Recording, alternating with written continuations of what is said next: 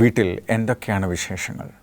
എന്തൊക്കെയാണ് വിശേഷങ്ങൾ എന്ന ഈ പരിപാടിയിലേക്ക് എല്ലാ പ്രിയപ്പെട്ട പ്രേക്ഷകർക്കും സ്വാഗതം. നമ്മുടെ ഏറ്റവും വലിയ വിശേഷം നല്ല ആരോഗ്യമാണ്. നമ്മുടെ നല്ല ആരോഗ്യത്തിന് വിറ്റാമിനുകൾ വളരെ അത്യാവശ്യമാണ്.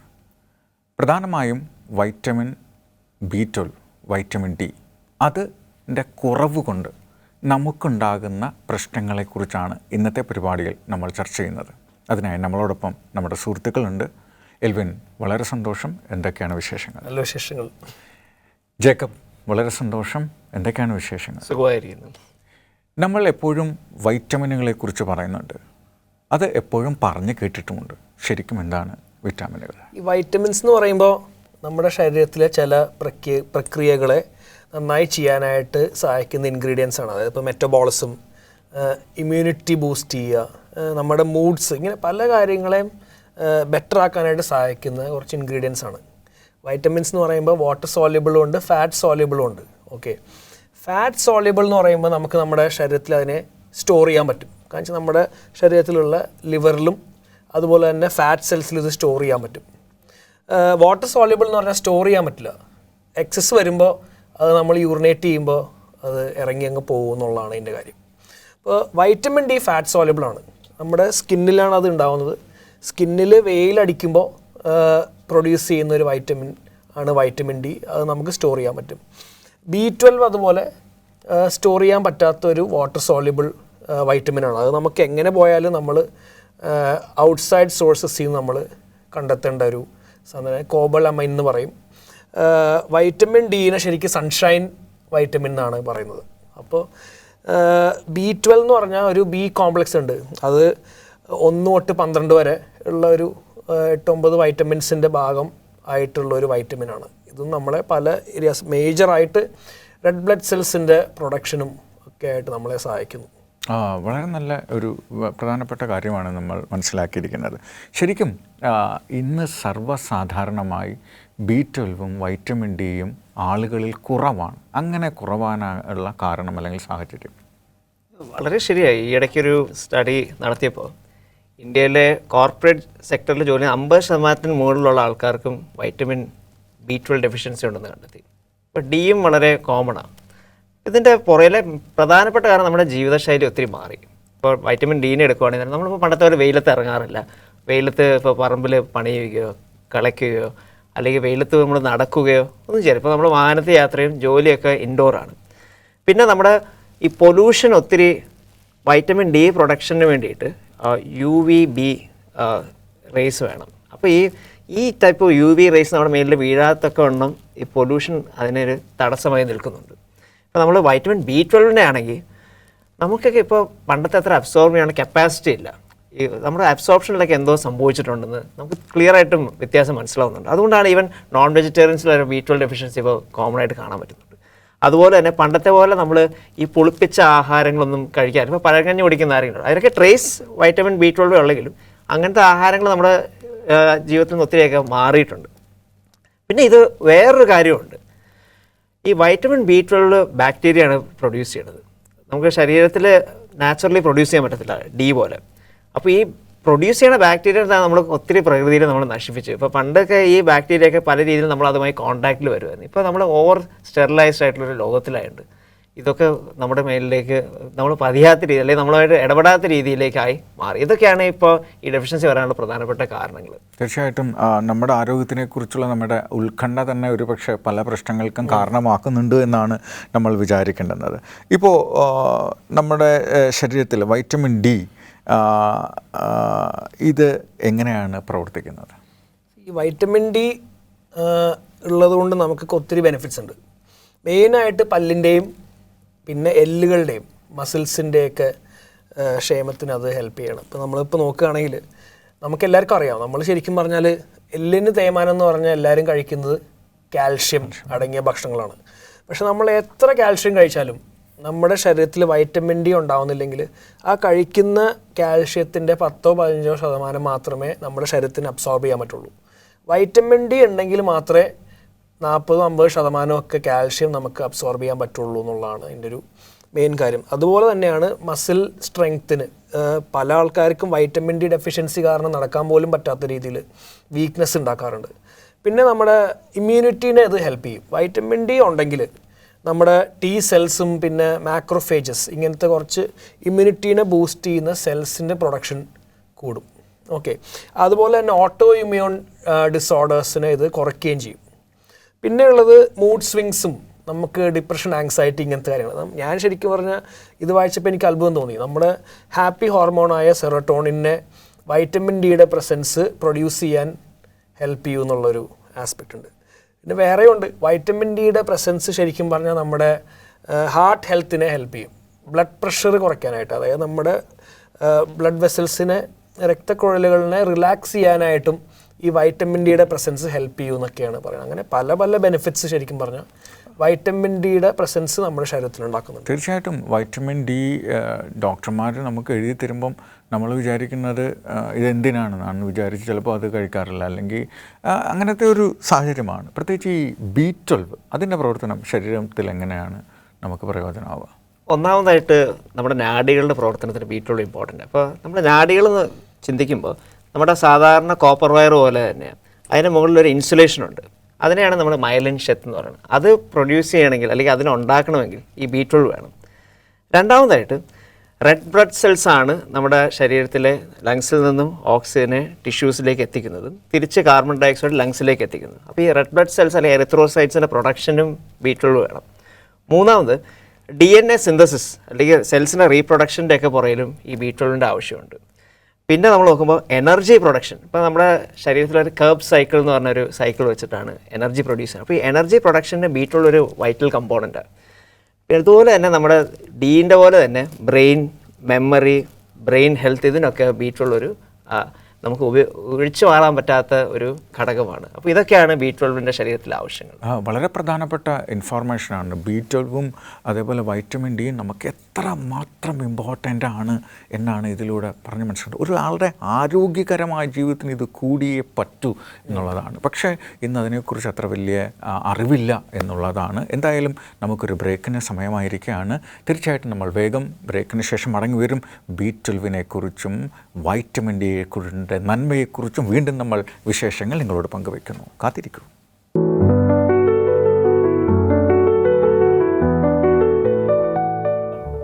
എന്തുണ്ട് വിശേഷം എന്ന പരിപാടിയിലേക്ക് ഒരിക്കൽ കൂടി എല്ലാ പ്രിയപ്പെട്ട പ്രേക്ഷകർക്കും സ്വാഗതം. നമ്മൾ വൈറ്റമിൻ ഡിയും വൈറ്റമിൻ B12ഉം നമുക്ക് എത്രമാത്രം നന്മയുള്ളതാകണം എന്നതിനെക്കുറിച്ച് ചിന്തിച്ചു കൊണ്ടിരിക്കുകയാണ്.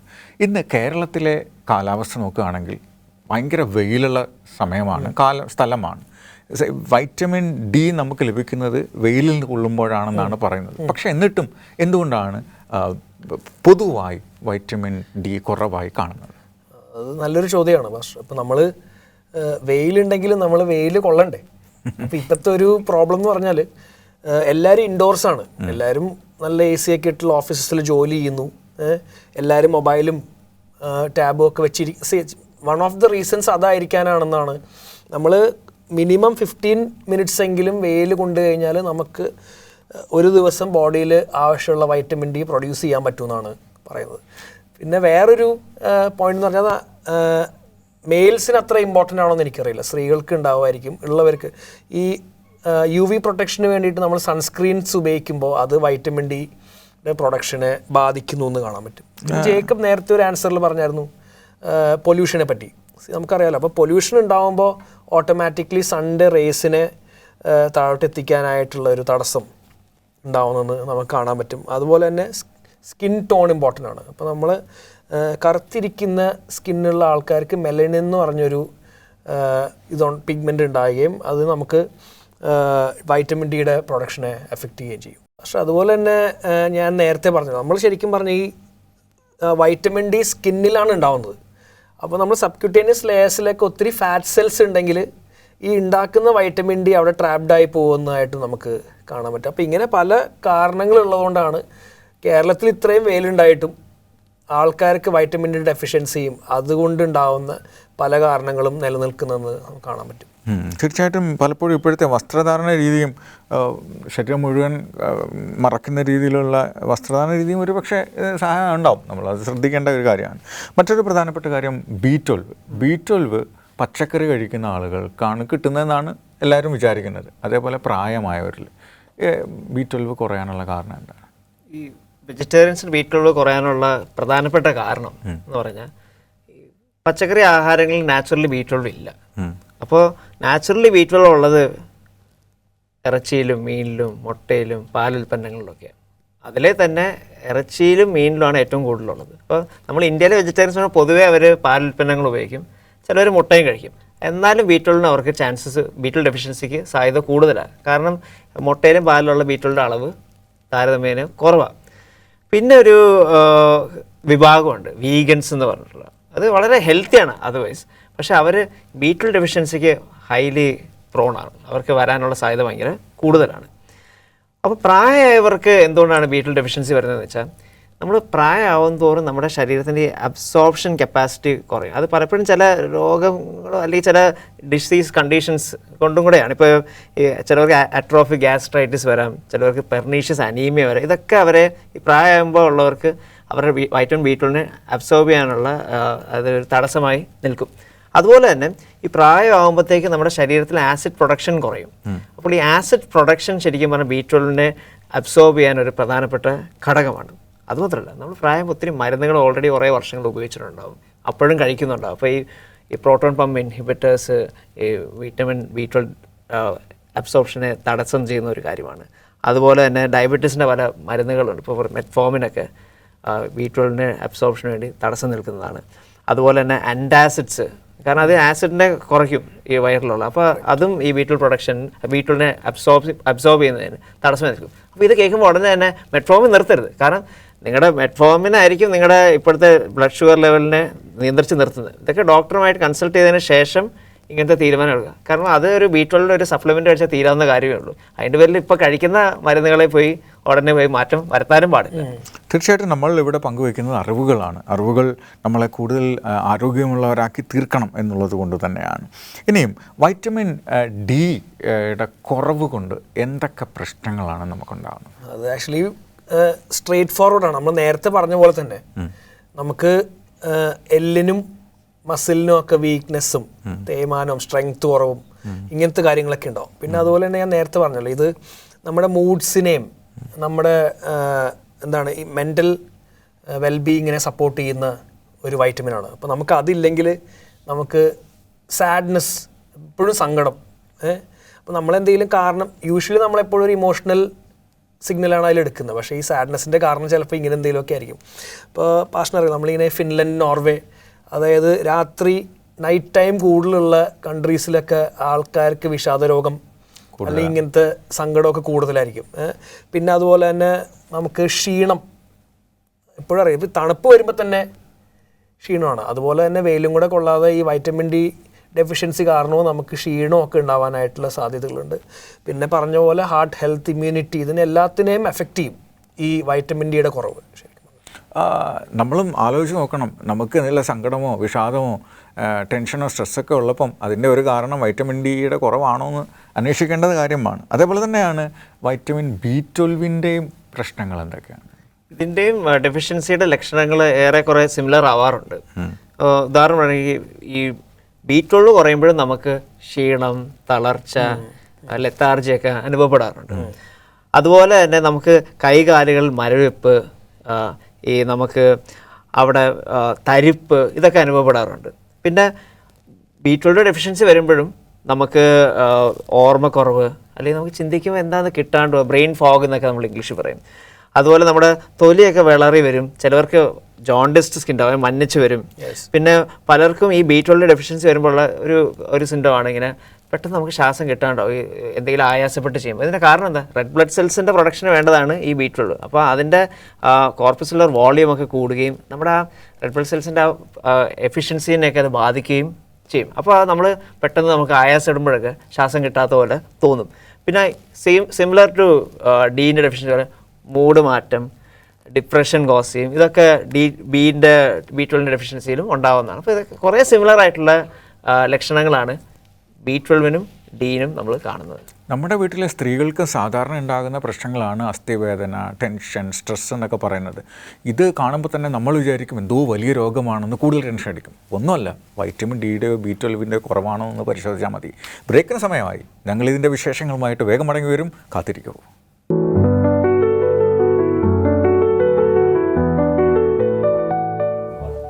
എന്തുണ്ട് വിശേഷങ്ങൾ എന്ന ഈ പരിപാടിയിലേക്ക് എല്ലാ പ്രിയപ്പെട്ട പ്രേക്ഷകർക്കും ഒരിക്കൽ കൂടെ സ്വാഗതം. നമ്മൾ B12 കുറിച്ചും വൈറ്റമിൻ ഡിയുടെ ഡെഫിഷ്യൻസിയെക്കുറിച്ചുമൊക്കെയാണ് പറഞ്ഞുകൊണ്ടിരുന്നത്. ഇപ്പോൾ നമ്മൾ ചോദിക്കുന്നത് ഇതാണ്, വൈറ്റമിൻ B12 കുറവ് കൊണ്ട് നമുക്ക് എന്തെങ്കിലും സ്ഥിരമായ ആരോഗ്യ പ്രശ്നങ്ങളുണ്ടാകുമോ?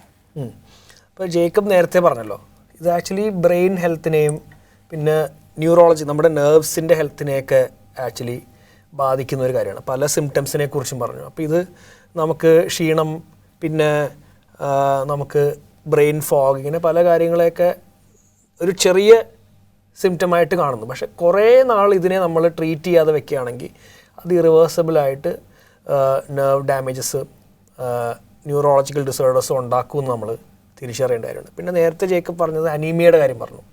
ഈ അനീമിയ സംഭവിക്കുമ്പോൾ ഈ കിതപ്പ് എന്നൊക്കെ പറഞ്ഞില്ല, ശരിക്കും അത് ആക്ച്വലി നമ്മുടെ ഹാർട്ടിലേക്ക് സ്ട്രെയിൻ കൊടുക്കുന്നുണ്ട്. അപ്പോൾ ഇത് ട്രീറ്റ് ചെയ്യാതെ കുറേ നാൾ അനീമിക്കായിട്ടിരിക്കുകയാണെങ്കിൽ ഇവഞ്ച്വലി അത് ഹാർട്ടിൽ സ്ട്രെയിൻ കൊടുത്ത് ഹൃദ്രോഗത്തിലേക്ക് കോൺട്രിബ്യൂട്ട് ചെയ്യാനുള്ള സാധ്യതയുണ്ട്. പിന്നെ നമുക്ക് എല്ലാവർക്കും അറിയാവുന്ന ഒരു കോമൺ സിംറ്റമാണ്, അതായത് നമ്മളിങ്ങനെ എരിവുള്ള ഭക്ഷണം കഴിക്കുമ്പോൾ നമുക്കൊരു പുകച്ചിൽ, ഭയങ്കര ഒരു ബേണിങ് സെൻസേഷൻ നാക്കിൽ ഫീൽ ചെയ്യുക. ശരിക്കും പറഞ്ഞാൽ നമ്മുടെ ഹോൾ ഗട്ടിനെ അത് എഫക്റ്റ് ചെയ്യുന്നുണ്ട് ശരിക്കും പറഞ്ഞാൽ. അപ്പോൾ യൂഷ്വലി നമ്മളപ്പോൾ തന്നെ കുറച്ച് നാൾ ടാബ്ലറ്റ്സ് കഴിക്കുമ്പോൾ അത് ശരിയാവാറുണ്ട്.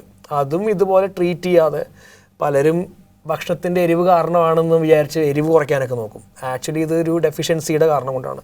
അതും ഇതുപോലെ ലോങ് ടേം ആയിട്ട് കീപ്പ് ചെയ്തില്ലെങ്കിൽ നമ്മുടെ ഫുൾ ഗട്ടിനെ, അതിൻ്റെ ഹെൽത്തിനെ അത് എഫക്റ്റ് ചെയ്യുന്നത് നമുക്ക് കാണാൻ പറ്റും. അതുപോലെ തന്നെ ഒരു ഇമ്പോർട്ടൻറ്റ് കാര്യമുണ്ട്. അപ്പം ജേക്കബ് നേരത്തെ പറഞ്ഞിരുന്നു, ഹോമോസിസ്റ്റീൻ എന്ന് പറഞ്ഞൊരു അമിനോ ആസിഡിൻ്റെ ബൈ പ്രോഡക്റ്റ്. അതായത് നമ്മൾ കൂടുതൽ പ്രോട്ടീൻ കഴിക്കുമ്പോൾ പ്രോട്ടീൻസിനെ ബ്രേക്ക് ഡൗൺ ചെയ്യുമ്പോൾ ഉണ്ടാകുന്നൊരു ബൈ പ്രോഡക്റ്റാണ് ഹോമോസിസ്റ്റീൻ എന്ന് പറഞ്ഞത്. ഈ ഹോമോസിസ്റ്റീൻ കുറേ കാലം നമ്മുടെ ബോഡിയിൽ നിൽക്കുകയാണെങ്കിൽ അത് ഹാർട്ട് ഡിസീസിനൊക്കെ കോൺട്രിബ്യൂട്ട് ചെയ്യും.